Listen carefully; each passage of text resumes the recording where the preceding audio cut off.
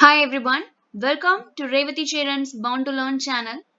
In this session, we would be learning the Standard 9 Unit 1 poem. The title of the poem is Stopping by Woods on a Snowy Evening. And now, here we are going to deal with the appreciation questions in this poem, Stopping by Woods on a Snowy Evening. Here we go with the questions. Question number 1. He will not see me stopping here to watch his woods fill up with snow. The owner of the woods will not see me stopping here. Why? Because all over the area in the woods were fully covered by the snow. That is the meaning of these two lines. The question number A. Who does he refer to? So who will not see me stopping here? It's none other than the owner of the woods. So the answer is he refers to the owner of the woods. B. Identify the season with these lines. Look at the second line now. To watch his woods fill up with snow. Here you can see the word called snow. So the snow is falling. So what could be the season now? It is a winter season. Question number 2. My little horse must think it queer to stop without a farmhouse near. Queer meaning is strange. My little horse. My little horse represents the horse of the poet Robert Frost might think that it is a strange thing. Why? Because to stop without a farmhouse near. Robert Frost have stopped his horse in between the woods and there is no farmhouse nearby. Yay. Who is the speaker? Who is the speaker here? The poet Robert Frost is the speaker. B. Why should the horse think it queer? Why should the horse think it's a strange thing to stop in between the woods? The answer is there is no farmhouse near and it is night time. The woods are dark, so the horse might think it's strange to stop there. The horse is thinking it is a strange thing. Why? Because the owner of it started his journey, and now what he had done is that he had stopped his horse in between the woods, and there is no farmhouse nearby, and the time is the night time, so the woods are so dark. So it is a strange thing. The horse thinks that it is a strange thing. My owner stopped me in between the woods in this dark time. C. Pick out the rhyming words. Rhyming words is nothing but look at the pronunciation, which are rhyming. Queer and near. So the answer is queer and near. Question number 3. He gives his harness bells a shake to ask if there is some mistake. He here represents the horse. Okay. He gives his harness bells. Harness bells is nothing but its belt straps. Okay.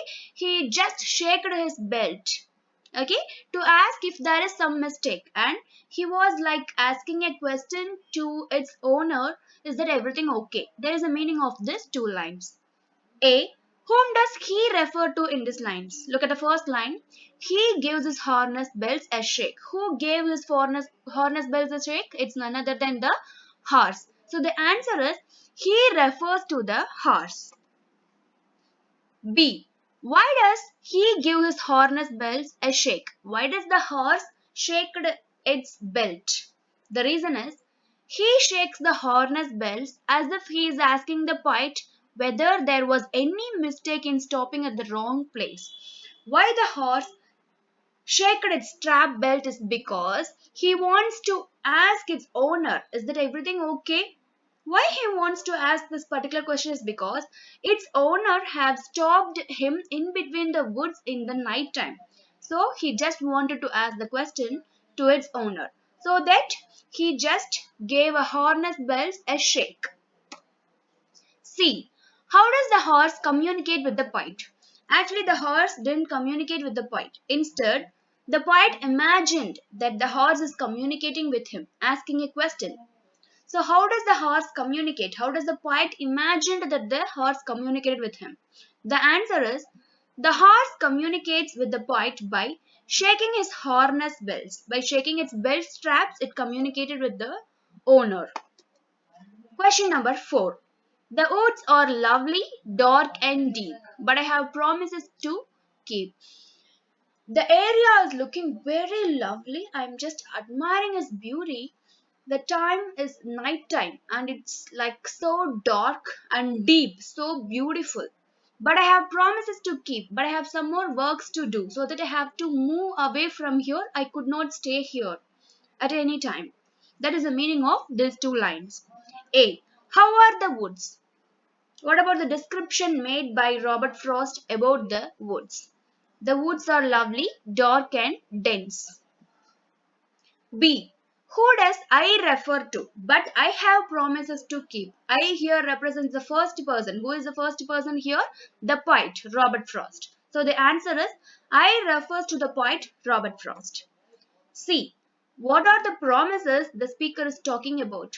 What are all the works he have? What is the work he is talking about? Why does he want to move away from this woods as soon as possible?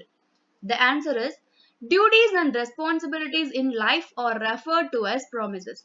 He referred the duties and responsibilities. He simply said that I have so many works to do. I have to do my duty correctly so that I want to make a move from here. I could not stay here anymore. That is the reason given by him. So the answer is duties and responsibilities in life are referred to as promises. Question number 5. And miles to go before I sleep, and miles to go before I sleep. Here look at the first line. Before I sleep in the first line represents the normal sleep. And in the second line, before I sleep represents the eternal sleep. Eternal sleep is nothing but the death. Yea. Why the poet has used the same line twice? Why he had used the same line twice in the poem?